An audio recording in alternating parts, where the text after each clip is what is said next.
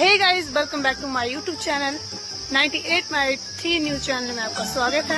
मैं अमीशा सूर्यवंशी और ये मैं रिपोर्टर अरुण भारद्वाज और आज के मौसम के बारे में हम बातचीत करेंगे लोगों से।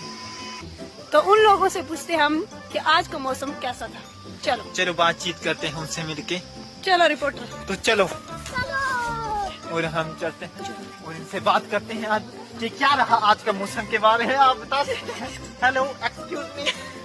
हेलो भाई, एक्सक्यूज मी। बोलिए जी, आज का मौसम में कुछ बातचीत कर। क्या बातचीत करनी, आप देख ही नहीं है क्या बहुत बात चली, कैसा मौसम।